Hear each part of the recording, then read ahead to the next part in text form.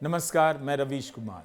2025 को आप थोड़ा भूल जाइए। बेकार में क्यों याद करना चाहते हैं? इस साल क्या क्या हुआ? वैसे भी 2025 अच्छा साल रहा नहीं। इसलिए नहीं कि पीएम इंटर्नशिप योजना फ्लॉप हो गई। जितनी बड़ी हेडलाइन छपी उस हिसाब से लोगों को इंटर्नशिप नहीं मिली। इसलिए भी नहीं कि इस साल $1 91 का हो गया, या इसलिए भी नहीं कि सोना इतना महंगा हो गया कि लोग शादियों में कम खरा सोना गिफ्ट देने लगे। क्या करेंगे जानकर कि भारत में मिडिल क्लास गरीबों से जिंदगी जी रहा है, टैक्स दे रहा है, दिए जा रहा है, लेकिन रिलैक्स नहीं हो पा रहा है। 2025 के साल में कुछ था भी नहीं। संसदीय दल ने यह फैसला किया है कि श्री नरेंद्र मोदी को आगामी लोकसभा चुनाव के लिए प्राइम मिनिस्ट्रियल कैंडिडेट के रूप में प्रोजेक्ट किया जाए। ना तो 2014 का सपना था, ना 2019 की गरज। लोग थक गए, जम्हाई देने लगे। क्या करें, कुछ हो नहीं रहा, कुछ दिख नहीं रहा। चलने दीजिए जैसा चल रहा है, जाने दीजिए जो जा रहा है। क्या आप जानते हैं कि अहमदाबाद में एयर इंडिया का जो प्लेन क्रैश किया, उसकी जांच रिपोर्ट अभी तक आई नहीं। लोकसभा में सांसद मनीष तिवारी ने सवाल पूछा, जवाब यही मिला, इंटरनेशनल स्टैंडर्ड के अनुसार एयरक्राफ्ट एक्सीडेंट इन्वेस्टिगेशन ब्यूरो जांच कर रहा है। 6 महीने बीत गए, साल खत्म हो गया, 170 से अधिक लोग मारे गए, लेकिन हम और आप नहीं जानते दुर्घटना कैसे हुई। 2025 में 2 लोग, यही 2 लोग 75 के हो गए, लेकिन दोनों लोगों ने मार्गदर्शक मंडल की पात्रता को बेकार कर दिया, उस तरफ जाने से इनकार कर दिया। जिस किसी को उम्मीद थी कि 2025 में 75 के होने पर कुछ होगा, उन सबको बहुत बुरा झटका लगा। आरएसएस 2025 में 100 साल का हो गया। लगा कि कोई भयंकर आयोजन प्रयोजन होगा देश में, मगर वैसा तो कुछ हुआ नहीं। उल्टा वंदे मातरम की बहस में विपक्ष ने आरएसएस को घेर लिया। पूछने लगा, आप कहां थे? आपके 100 साल में 2025 से 47 के बीच 22 साल होते हैं। उन 22 सालों में आप आजादी की लड़ाई में कहां थे? जवाब तक देते नहीं बना। मैं आपके माध्यम से इस सरकार से पूछना चाहता हूं, आपके पुरखे इस वक्त क्या कर रहे थे जब शहीद आजम भगत सिंह वंदे मातरम लगा रहे थे, शहीद सुखदेव वंदे मातरम लगा रहे थे, शहीद राजगुरु वंदे मातरम का नारा लगा रहे थे, शहीद खुदीराम बोस वंदे मातरम का नारा लगा रहे थे। उस वक्त आप क्या कर रहे थे? क्या कर रहे थे आप? वंदे मातरम का नारा लगाकर लोग जेल गए, लाठियां पड़ी उनको। मैं आपके माध्यम से इस सरकार से पूछना चाहता हूं, आरएसएस के 4 लोगों का नाम बताओ जो वंदे मातरम नारा लगा के जेल गए। उनका नाम बताओ आप। 4 लोगों का नाम बताओ आप। अपने 4 पुरखों का नाम आप बताओ। आप नहीं बता सकते क्योंकि आजादी के आंदोलन में आपका कोई इतिहास नहीं। 22 साल का हिसाब आरएसएस के पास नहीं था, जबकि 20 साल के भीतर, अपनी स्थापना के 20 साल के भीतर बीजेपी की कई जगहों पर सरकार बन गई थी। मगर आरएसएस अपने 100वें साल में देश को नहीं बता सका आजादी की लड़ाई में उसका क्या योगदान है। हो सकता है बताने दिखाने के लिए कुछ होगा भी नहीं। सरकारें बनाई हैं और उन सरकारों की क्या हालत है, गोदी मीडिया और आपसे बेहतर कौन जानता है।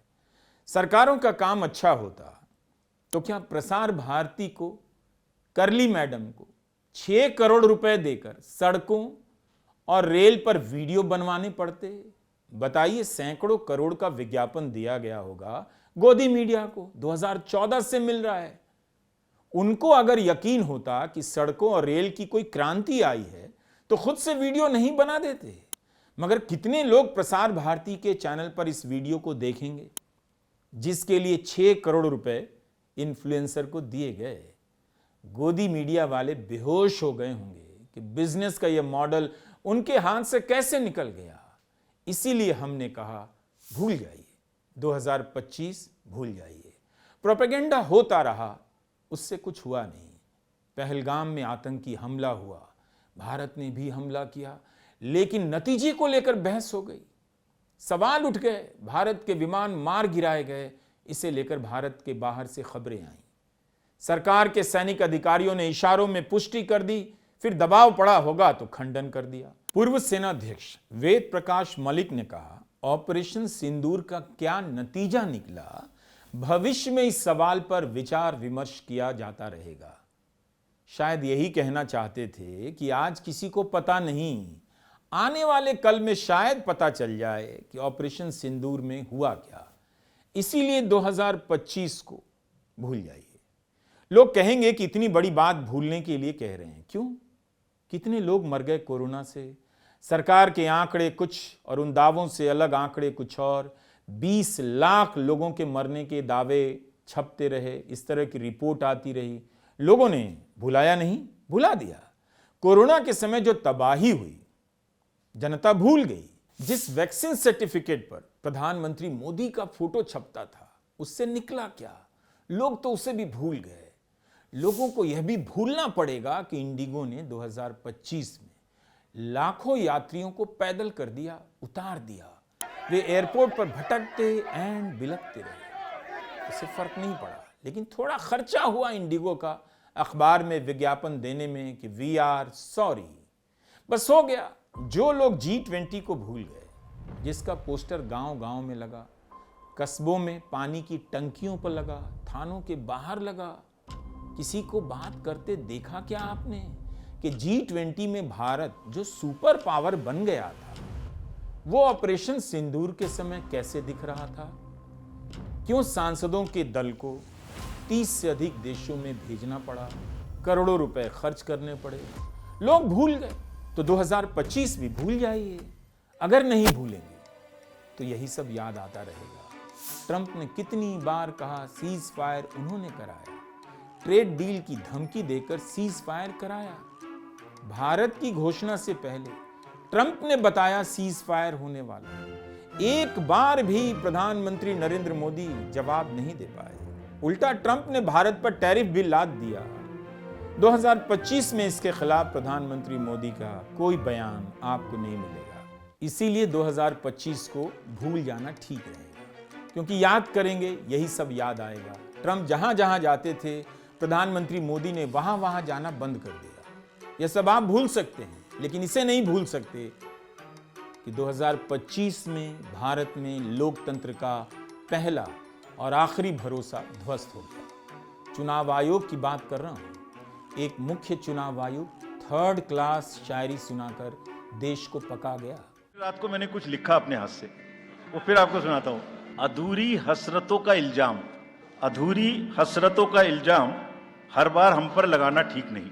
ये ईवीएम कह रही है, मैं नहीं कह रहा हूं। अधूरी हसरतों का इल्जाम हर बार हम पे लगाना ठीक नहीं। वफा खुद से नहीं होती, खता ईवीएम की कहते हो। किसी ने कहा तक नहीं कि इस मिट्टी में इतने बड़े बड़े शायर हुए। आप चुनाव आयोग की कुर्सी पर बैठकर 3rd क्लास शायरी सुनाकर किसकी बेइज्जती कर रहे हैं? उन्हीं के समय महाराष्ट्र और हरियाणा के चुनाव हुए, जिसे लेकर अगस्त 2025 में राहुल गांधी ने वोट चोरी के आरोप लगाए। 2025 का साल वोट चोरी का साल है। अगर इस साल का कोई चेहरा है, वोट चोर है। कितने आरोप लगे मगर जवाब आया नहीं। वोट चोरी का मामला संसद भी पहुंचा, कुछ भी नहीं हुआ। अगर आप वोट चोरी के हिसाब से 2025 को देखेंगे तो आपको डर जाना चाहिए कि जिस लोकतंत्र में आप हैं वो कब तक है और कितना बचा है। नहीं, आप हंस रहे हो भैया, पूरा सिस्टम उड़ा दिया है, चोरी हो रही है। अब तो आपके वोट के लिए लड़ने वाले जगदीप छोकर साहब भी दुनिया छोड़ गए हैं। भ्रष्ट जजों को इस्तीफा देने के लिए मजबूर करने वाले मुंबई के वकील इकबाल छागला भी दुनिया छोड़ गए हैं। और दिल्ली के जिस जज के घर से कथित रूप से करोड़ों रुपए मिलने की खबर आई, वो कहां लापता हो गया मामला किसी को मालूम नहीं। जगदीप धनखड़ को विपक्ष के नेता फेयरवेल देना चाहते थे, मगर चुपचाप इस्तीफा देकर चले गए। उपराष्ट्रपति के पद से इस्तीफा हुआ, किसी ने पूछा तक नहीं, गोदी मीडिया ने घेरा तक नहीं, और धनखड़ ने बोला तक नहीं क्यों दिया इस्तीफा। जाकिर हुसैन के जाने का अफसोस रहेगा, लेकिन धर्मेंद्र के निधन को लेकर झूठी खबरें नहीं छपती, अच्छा रहता। लेकिन इसका मतलब यह नहीं कि आप नए साल का जश्न ना मनाएं, क्रिसमस की छुट्टियां ना मनाएं, पार्टी ना करें, ये सब करते रहिए। कौन रोक रहा है? 2 लोग पूरे साल डिफेंड नहीं कर पाए, बस इतना याद रखिए। एक प्रधानमंत्री मोदी ट्रंप के सामने और दूसरा चुनाव आयोग राहुल गांधी के सामने। यह याद आता रहेगा, आना भी चाहिए। 2025 ने तय कर दिया है, 26 भयावह होगा। अगर आपको लग रहा है आपका जीवन ठीक चल रहा है, यह सब राजनीति की बातें हैं, आपको कोई फर्क नहीं पड़ना चाहिए, तो आप 2026 में थोड़ा और अधिक गलत साबित होने जा रहे हैं। आपका जीवन भी ठीक नहीं चल रहा है, आपको मालूम है। शादी में खर्चा कर देने से अगर लोग महाराजा बन जाते तो भारत में इतने किंगडम हो जाते कि उसके लिए अलग से सेंसस कराना पड़ जाता। घोड़ी चढ़ने से दूल्हा बाराती रहता है, सम्राट नहीं बन जाता। घोड़ी वाले को हर दूल्हे के कान में बताना चाहिए, देखो बेटा, घोड़ी चढ़ रहे हो लेकिन जाना बैंक्वेट हॉल तक है, मत समझना काबुल जीतकर आ रहे हो, पेशावर पहुंचना है। लाहौर और पेशावर तक पहुंचने का भरम पालना है तो गोदी मीडिया देख लिया करो, जिसने ऑपरेशन सिंदूर के समय भारत की नाक कटवा दी। इतना झूठ बोला कि लाहौर में लोग घरों से निकलकर लाहौर खोजने लगे। इस्लामाबाद में सब सलामत देखकर पाकिस्तान हैरान हो गया कि उसके हुक्मरान क्या कम हैं इस्लामाबाद को नुकसान पहुंचाने के लिए, कि गोदी मीडिया को झूठ बोलना पड़ रहा है कि भारत का कब्जा हो गया है। अब ये कहां से आ गया? मैं तो शादी की बात कर रहा था। शादी ब्याह के सीजन की चमक से हिंदुस्तान को कभी मत देखिएगा। आधे लोग तो बैंक्वेट हॉल के अंधेरे में 10 साल पुराना सूट पहनकर काम चला लेते हैं। लो लाइट में कौन देखता है ब्लू जैकेट है या न्यू जैकेट है? औरतों की साड़ियों को देखकर लगता है कि सबने अलग अलग शादियों में बारी बारी से आपस में साड़ियां बदल ली हैं।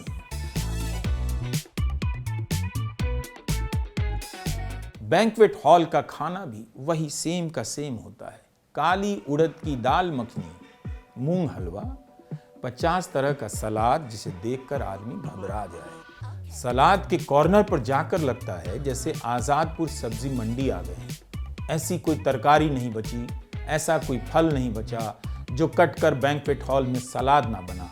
खाता कोई नहीं, बस 2 खीरा लेकर आगे बढ़ जाता है। अब तो वैसे भी बैंक्वेट हॉल में खाने की लाइन में बुजुर्ग दिखते हैं, यंग तो पी पी कर डांस करते रहते हैं, खाना भूल जाते हैं।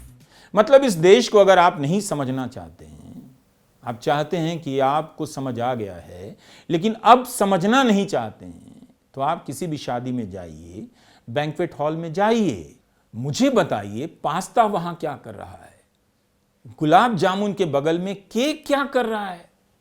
1 नेशन 1 इलेक्शन इस देश में नहीं होगा। कहां होगा? जहां 1 नेशन 1 बैंक्वेट हॉल, 1 मेन्यू पहले से हो चुका है।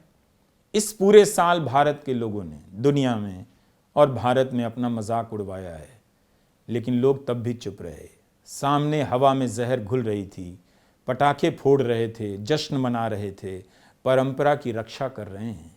ऐसे लोग कई हजार पीढ़ियों में मिलते हैं। मानव जाति के इतिहास में पहली बार है जब आसमान में तबाही तैर रही है और लोग उसे बढ़ाने के लिए पटाखे फोड़ रहे हैं।